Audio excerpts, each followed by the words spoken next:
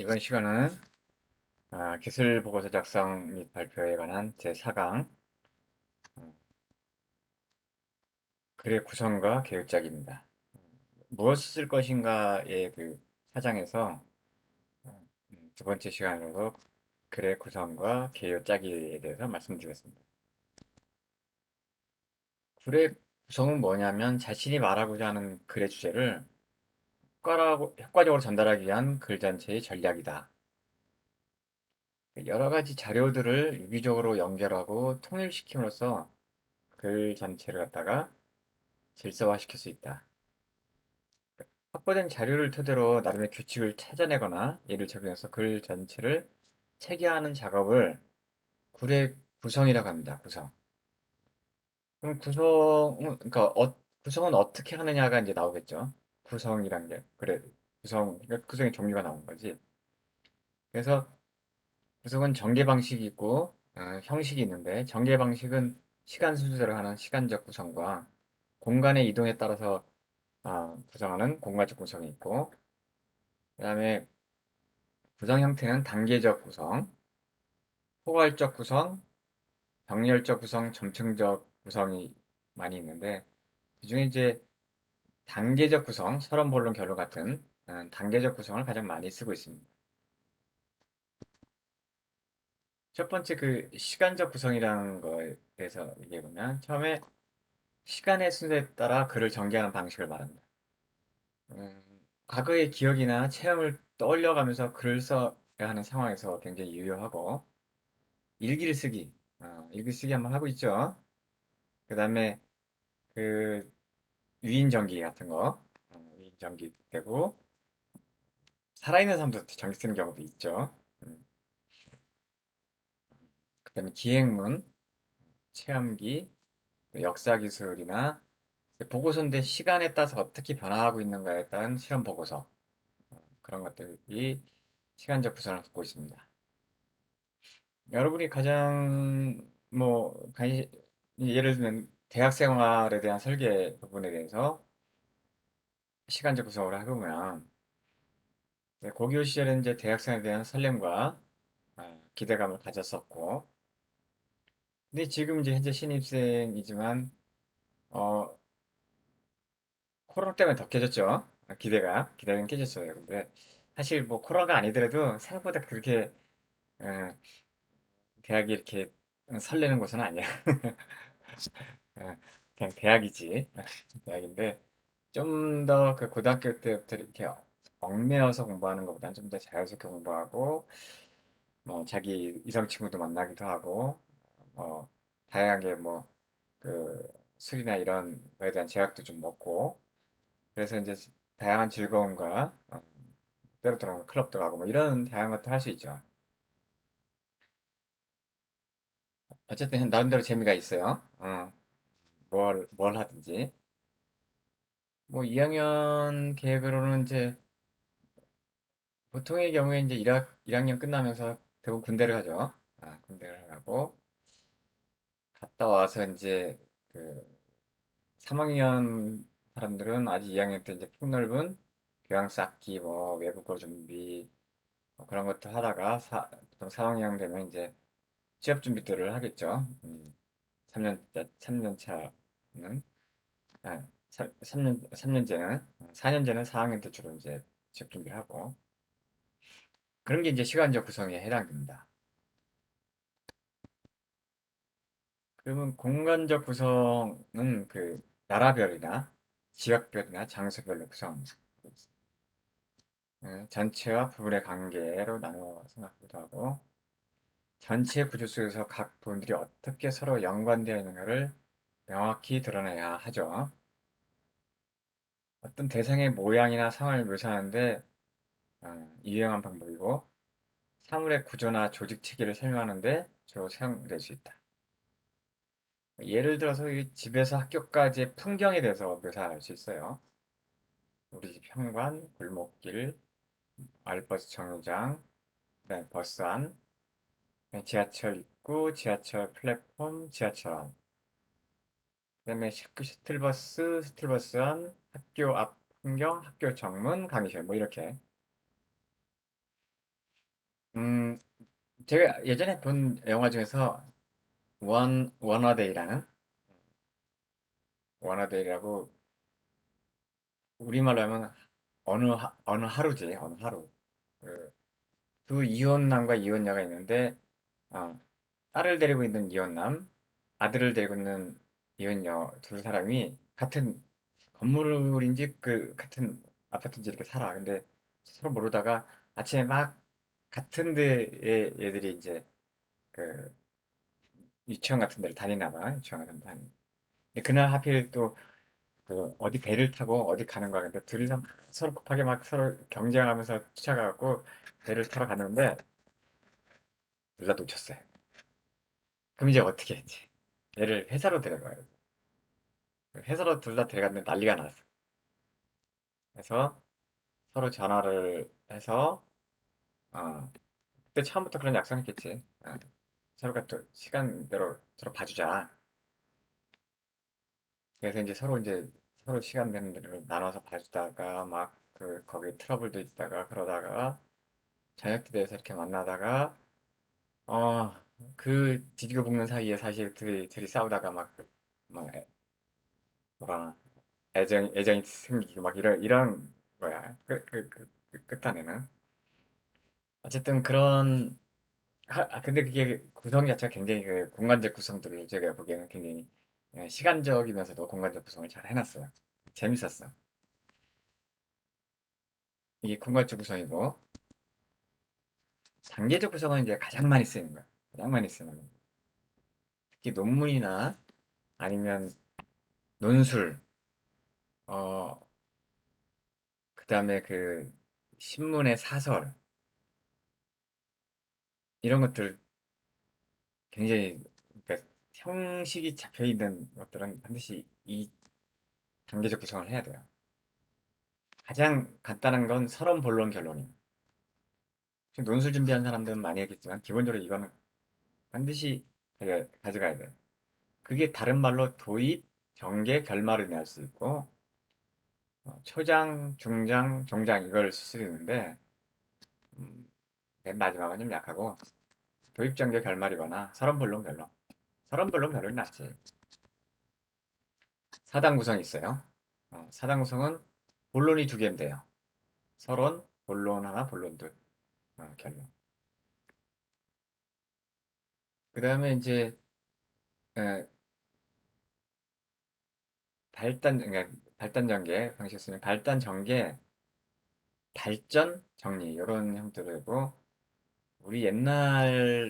우리 국어에서는 기승전결에 대한 표현을 많이 써요. 기승전결은 마찬가지인데 이게 발단 전개, 발전 정리란 의미로 해석을 했대요. 그래서 우리 가끔씩 기승전결 대화할 때 기승전결 한 가지만 얘기하는 사람이 있어요. 그럼 쟤는 기승전결 음, 그 얘기만 해. 막 이러면서 얘기하는 경우가 있죠. 아, 오당 구성은 조금 뭐 더 있겠지만 현상 파악하고 문제 제기했어요. 문제를 제기한 다음에 원인을 분석하고 원인에 대해서 해결 방안을 제시하죠. 그리고 마지막으로 정리하면 이제 오당 구성이 되는데 음, 정리하는 게 하나 더 들어있겠죠. 밑에도 마찬가지 요약하고 남은 과제를 얘기하는 것도 이제 있는데 주의 환기하고 문제 제기하고 문제 해명하고 해명의 구체화 요약 남은 과제 얘기하는데 주의 환기하고 현상 파악은 약간 좀 달라요. 현상 파악은 진짜 현상에 대해서 좀 구체적으로 처음부터 어, 그 얘기를 현상이 어떻고 이런 얘기를 하는 거야. 근데 주의 환기는 현상에 대해서 바로 들어가지 않고 뭐 대화로 얘기하면 이제 대화 시작할 때 안녕하십니까. 오늘 날씨가 너무 좋네요. 응? 이 좋은 날 여기까지 찾아와 주셔서 너무나도 감사하고 고맙습니다. 우리가 당장 우리가 직면한 그 얘기를 들어가기 전에 이 좋은 봄날에 이 좋은 날씨도 같이 즐기면서 그리고 이런 문제 해결을 같이 해보도록 하겠습니다. 라고 시작을 했어. 이게 주의 한기야. 그러니까 구체적으로 내용을 하고 보기보다는 이제 사람의 딱딱한 분위기를 갖다가 조금 상기시키면서 뭐 자기 소개도 하고 서로 인사 서로 마주하면 인사도 하고 이런 거 하기에 주의흥기라고 볼 수 있고요. 그걸 이제 글로 쓰면 장점은 논리적이다. 그리고 유기적이다. 어, 그래서 자기 주장을 탄탄하게 펼칠 수 있다. 논리적이란 거는 그 논리학에서 얘기하는 그 삼단도법을 하든지 아니면 그 논리의 구성이 맞는 걸 논리적이라고 하는데 유기적이란 말은 잘 사실 무슨 말인지 잘 모를 수 있어요. 유기적이란 말은 예, 우리가 보통 유기적이다고 얘기하는 우리 몸이 사실 굉장히 유기적이거든. 유기적이다라는 표현을 많이 써요. 그, 그 오가닉이라 그러죠. 오가닉. 그 유기적 영어로는 오가닉인데 이게 무슨 말이냐면 따로 놀지가 않는 거야. 저 그 이 몸 자체가 예를 들어서 심장이 뛰잖아요. 심장이 뛰는 거가 왜 뛰냐면 몸의 전체에다가 이제 혈액을 공급하기 위한 건데 혈액을 왜 공급해요? 사실은 그 혈액을 공급하는 거는 산소하고 사실은 에너지, 그러니까 뭐 포도당이나 뭐 이런 우리 그 어, 지방이나 뭐 이런 에너지 원들을 갖다 이제 몸속에 보내주는 거야. 그러면 그 산소는 어디서 흘러나? 우리가 호흡을 하면서 이걸 폐에서 사실은 그 산소를 보내고 이산화탄소를 밖으로 내뱉는 역할을 하죠. 그러면서 그 산소를 어디로 가야죠? 폐 속에 있는 폐 속에서 사실은 그 모세혈관을 지나면서 거기서 이제 그게 이제 그 산소를 운반하는 체계로 가는 거고. 그다음에 우리 음식을 먹으면 그것이 위에서 소화가 되고 그 소장에서 이제 흡수가 돼요. 어떻게 보면. 흡수가 되면서 흡수가 된 게 어디로 가겠어요? 그게 혈관을 타고 이제 필요한 곳으로 가는 거야. 이렇게 우리 몸이 유기적으로 돼 있어요. 이거 몰랐어요? 설마 뭐, 아니, 뭐 배워본 적이 없으면 모를 수도 있지. 어. 근데 이제 이렇게 유기적으로 된 거여서 그 혈관에서 사실 온몸을 전체적으로 공급하는 거고 그게 동맥을 통해서 전체를 다 타고 다시 돌아오는 거고 그래서 심장이 다시 만나는 거죠. 그 와중에 이제 먹는 거와 호흡하는 것이 다 연결되는 거고. 어. 근데 그 에너지를 쓰는 게 뭐예요? 뇌가 쓰기도 하고 눈으로 보면서 쓰기도 하고 이렇게 말을 하면서 생각을 하면서 쓰기도 하고 손짓 그다음에 운동 이런 거 하면서 에너지 다시 쓰는 거지. 그러다가 이제 남는 찌꺼기는 이제 배설물로 내보내기도 하고 하는 거고. 이 우리 몸이 굉장히 유기적으로 돼 있다. 그래서 거기서 그 유기적을 생각을 갖다 지속적으로 방해하거나 망치면 몸에 병이 생긴다는 거지. 어, 흐름을 뭔가 반대로 하면. 어쨌든 그게 유기적인 뜻이에요. 단점. 단점은 이 정해진 틀에 있다 보니까 비교적 단조롭게 느껴질 수는 있어요. 근데 그거는 문제를 빨리 파악해내는데 사실 도움을 줘요. 얘가 뭘 얘기하려고 하는구나. 얼른 처음 얘기해보고 맨 끝에 와서 탁 보고도 사실 얘가 뭘 얘기하는 줄 알아. 그래서 그럼 어떤 방식으로 얘가 근거를 댔지라고 하면서 본문을 읽어보면 되거든. 그러니까 어, 이런 단계적 구성으로 돼 있으면은 그 상대의 의도를 파악하거나 이런 걸 할 때 굉장히 좀 좋다. 그래서 논리를 끌어가는 방식이 명쾌해서 요약 발표나 조사 보고서 작성할 때, 질의응답제 토론, 논문 쓸 때, 뭐, 그 다음에 어디 할 때, 그 사설, 아니 논문에, 신문에 사설 쓸 때 이런 데 매우 효과적입니다.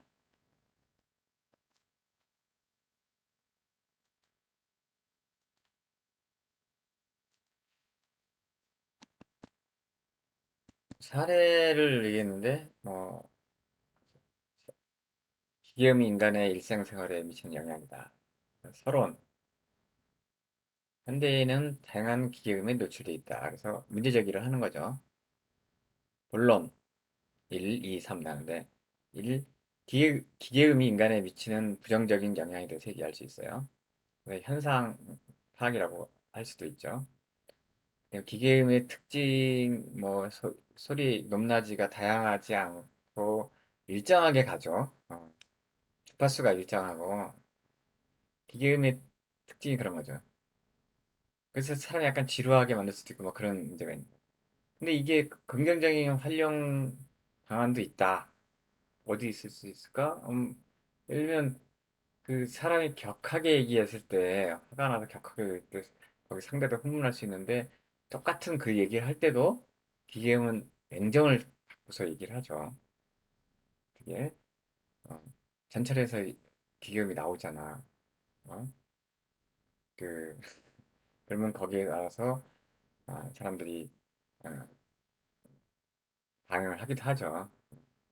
그러니까 그런 것이 감정이 실리지 않으면서 오히려 사실 서로 겪은 감정으로 안 그렇게 하는 장점도 있죠.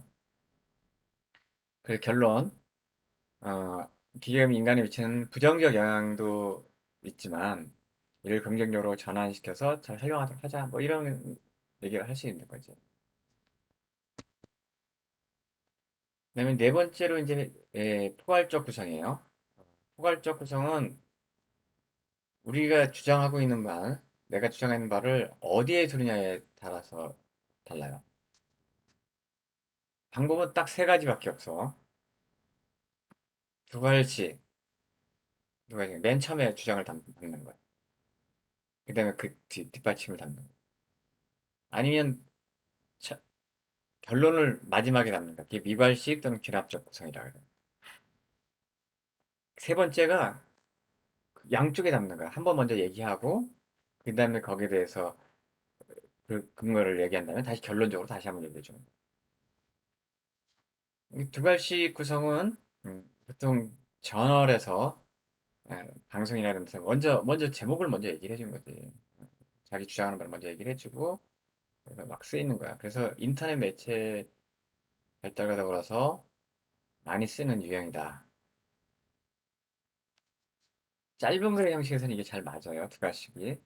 일반적인 에세이나 논문 형식의 글에는 잘 쓰이지 않는다. 논문은 처음부터 결론 내고 나기엔 약간 좀 그렇죠. 그래서 논문 같은 경우는 이제 미괄식 구성 또는 귀납작성 기기화해서 처음에 문제제기를 뭐 하다가 이렇게 해보고 시험도 해보고 막 그러니까 결과적으로는 이렇게 결론이 나더라. 그래서 이제 결론을 뒤에 쓰는 방식인데 근데 요즘 가장 많이 쓰는 방식이 양괄식이에요. 양괄식은 뭐냐면 처음에 먼저 제시를 해. 그러니까 주장을 먼저 해. 그리고 그 뒷받침하는 주장을 계속 얘기한 다음에 마지막에 마지막에 또 한 번 자기 주장을 하는 거야. 이 양과식 구상이죠.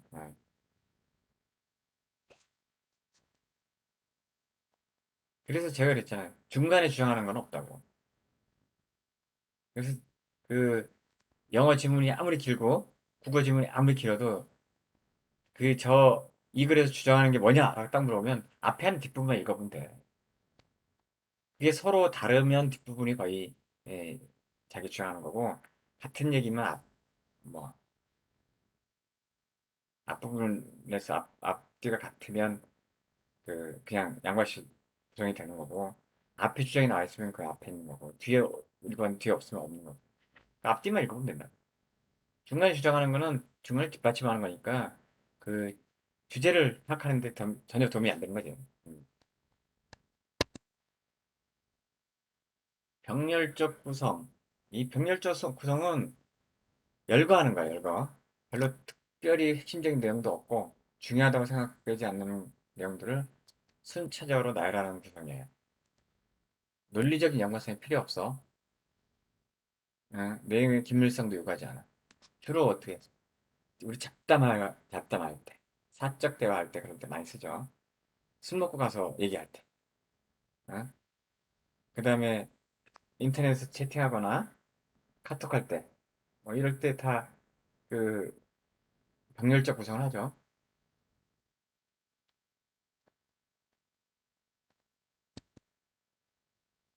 이 점층적 구성은 영화나 희극에 많이 쓰이는 방식인데 시나 소설에서도 어, 주로 추리소설이나 뭐 이런 어, 뭐, 대부분 소설은 이런 구성을 가져요.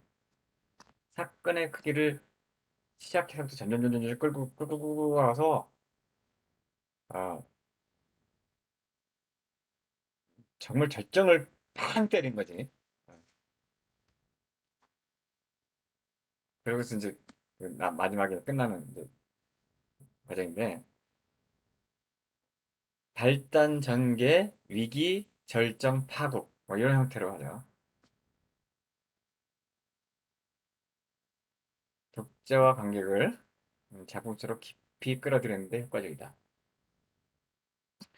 영화 300일, 300이? 301점 300이? 요거 안 보셨겠지만, 내가 사실 기생충학과 얘기하려고 했더니, 우리나라 영화, 최근에, 천만 영화.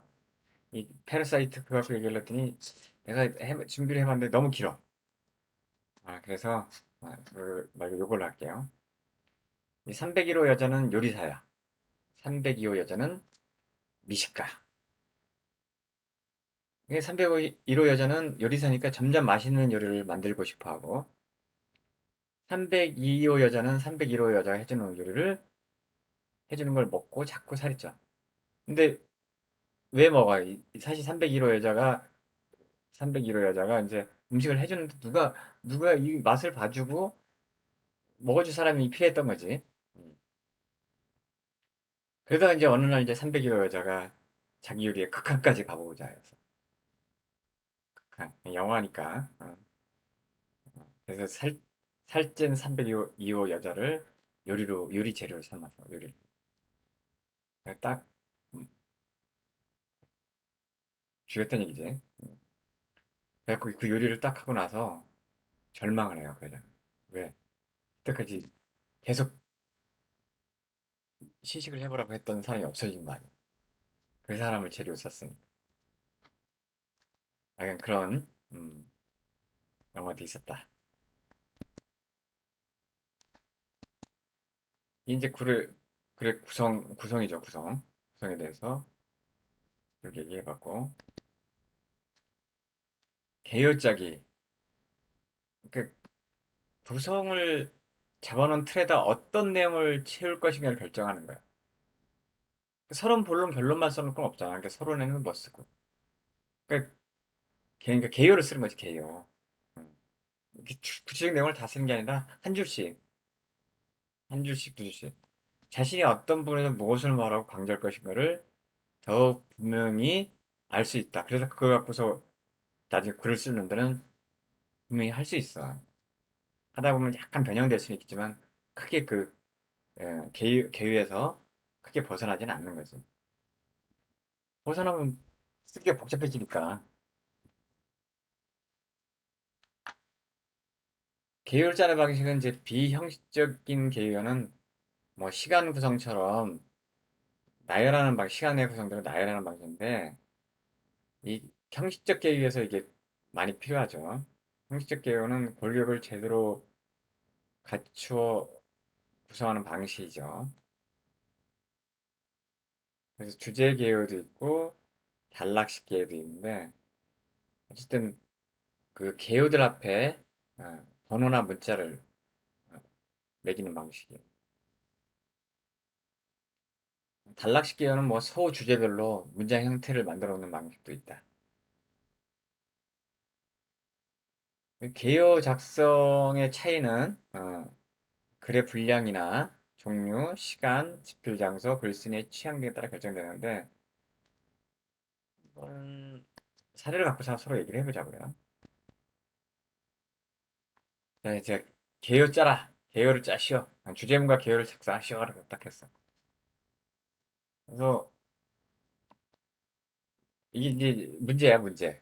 어, 글을 쓰시오라고 해서 논설을 쓰시오처럼 유행은 일종의 양가 가치를 갖는다. 양가 가치는 두 가지 가치를 갖는다라는 거죠. 유행을 따라가지 못하면 유행에 뒤처진 사람이라고 하고, 유행을 지나치게 쫓아가면 유행의 노예라고 부른다. 이와 관련 프랑스의 사회학자 페라송은 다음과 같이 말한 바 있다. 유행을 쫓는 것은 이상한 행동 방식이다. 왜냐하면 이것은 다른 사람들을 닮으려고 노력하면서 자신의 차이점을 주장하는 것이며, 일시적인 방법으로 자기 개성의 영구성을 표현하는 것이기 때문이다. 헤라송의 설명에 따르면 유행을 쫓는 것은 자신의 개성을 표현하기 위한 것인데 그 유행에 휩쓸리다 보면 역시 개성 역시 함몰되기 십상이라는 것이다. 어, 굉장히 어려운 얘기를 하고 있는 거죠. 그러니까 유행이란 건 다 같이 옷을 입는 거잖아, 그죠? 다 같이 옷을 입는 거. 근데 이제 그 유행을 쫓아가면서 개성을 표현을 하는 거는 뭐 상반되는 거 아니냐 이런 얘기를 좀 한 거야. 이 사람이 얘기하는 거는. 그래서 어쨌든 그걸 쓰면 어쨌든 여러 가지 주제가 나올 수 있지. 아, 이게 서로 상호작용하는 거 아니냐? 유행과 개성은. 응? 그런 얘기도 쓸 수 있고. 그래서 유행이나 개성의 특징들에 대해서 먼저 얘기를 해보고 그 상호의 장단점들 얘기를 해보면서 서로 그 교환할 수 있는 것들이 뭐 있냐 이런 것들 갖다가 이제 얘기해 볼 수 있겠죠. 그러니까 그걸 구체적으로 개요를 한번 짜볼 수 있겠죠. 개요를. 첫 번째 사례. 자, 사례 한번 읽어봅시다. 이렇게. 제목은 머리 염색과 개성. 사실 염색은 색깔을 드리는 거지. 어, 색깔을 드리는 거지. 그래서 주제문은 머리를 염색하는 것이 자신의 개성을 표현하는 방식이라고 생각하는데 이는 잘못된 생각이다. 잘못됐다고 보는 거야. 그 서론, 본론, 결론 이렇게 구성을 하는데 서론에서는 개요를 뭐로 써놨냐면 머리 염색이 유행어가 있는데 이것이 과연 개성일까? 본론은 1. 머리 염색과 개성 표현의 사례. 학과 친구들, 영화 노랑머리, 염색약 회사의 광고. 두 번째, 머리 염색의 문제점. 잘 어울리지 않는 경우가 많다. 장사치의 전략이 말된다. 모발도 손상된다. 그다음에 세 번째, 진정한 개성의 의미와 복제하던 개성은 다른 것이다. 근데 이건 복제하던 개성으로 보는 거지. 염색에 유행한 걸 보고 따라하는 거. 그래서 결론은 뭐, 이 사람이 얘기하는 건 진정한 개성은 복제된 유행에 나오는 것이 아니라 자기 정신을 드러내는 데서 실현 가능하다. 처음에 주제문을 다시 한번 결론에서 얘기하는 거지. 뭐 이런 것만 있을 수 있느냐? 두 번째, 제목을 유행과 개성의 조화를 봤어. 유행의 내용을 합리적으로 판단하고 그에 맞춰 자신의 개성을 창출하는 것이 중요하다라고 사례에서 주제문을 잡고 서로는 유행과 개성은 서로 대립적인 관점에 놓인다. 이렇게 본 거야. 대립적인 관점에 놓인다. 그래서 유형과 개성 특징, 그래서 유형의 특징고 장점, 단점 쓰고 사례 얘기하고 개성의 그 장점, 단점, 그 다음에 쓰고 그 다음에 유형과 개성의 관계에 대해서 얘기를 하는 결론이 세 개로 가는 거죠. 그리고 거기에 대해서 나름대로 간략하게 개요를 쓰는 거지.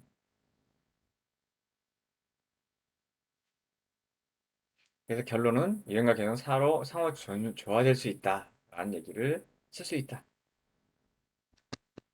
그럼 이거밖에 없냐? 사례 3. 제목이 유행이 없으면 개성도 없다. 주제문은 유형과 개성은 대립적이지 않고 오히려 공생 관계를 할 수 있다. 그래서 서론이 과연 대립적인 관계인가? 라고 얘기해보고, 유형과 개성의 정의, 그 다음에 유형과 개성의 공생 관계. 유행이 있어야 개성이 나오고, 개성이 없으면 유행도 없다. 상호 보완 사례, 뭐 패션과 헤어스타일의 경우, 뭐 인터넷 아바타, 핸드폰 컬러링의 경우. 음, 그, 예를 들면 그런 거지. 핸드폰 컬러링을 하는 게 유행이야. 근데 그 컬러링은 다 다르지. 그게 또 개성인 거지. 음. 요즘은 음, V 컬러링이라고 저는 써요. 뭐야? 화면이 나와. 동영상이. 노래하면, 노래한 동영상이 나와. 전화를 보고 깜짝 놀라더라, 사람들이. 여러분은 안 사게 낫겠죠.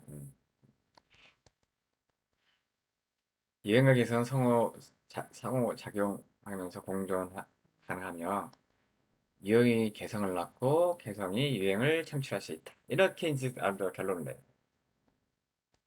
이렇게 이 개요란 게 이거야. 옆에 이렇게, 아, 지금 하고 있지만, 이렇게 제목 주제문 써놓고, 그 다음에 서론 본론 결론인데, 이렇게 옆에 써놓는 게 개요지. 관계, 정의 해놓고, 공생관계, 상호 보완 사례 생각해보고, 결론. 이게 그리고 옆에 있다가 요거만 써놓고 좀 내용을 좀 더 채우는 거지. 그래놓고 나서 이제 이 전체적인 글을 쓰기 시작하면, 개요를 다 써놨으니까, 요 하나씩 하나씩 계속 정리해 나가면 되잖아. 그럼 글이 저절로 써지는 거지, 여기까지 쓰면. 구성을 하고, 개요를 짜고 나면. 근데 지금 구성을 한번 보세요. 우리가 지금 사례 1, 2, 3 다 본 거 봐봐. 사례 1, 2, 3 다 보면 3 서론 보는 결론이죠. 2도 서론 보는 결론이지. 1도 서론 보는 결론. 이게 구성을 자기가 어떤 주장을 하기 위해서는 이렇게 이렇게 구성하는 게 가장 좋다. 점층적 구성은 주로 영화에서 했다 그랬죠. 단계적 구성이 가장 필요하다. 단계적 구성이. 서론 본론 결론이나 도입전개 결말, 뭐 기승전결, 어? 오당구성 이렇게 하지만 결국은 서론본론 결론을 갖고 어떻게 구체화시키느냐 이 얘기만 잘하면 돼. 여기까지 하고 여기까지 하면 이제 개요짜 구- 구성과 그래 구성과 개요짜 기구는 어, 마치도록 하겠습니다. 수고하셨고 다음 5강을 다음 시간에 하도록 하겠습니다. 댓글 달아주세요.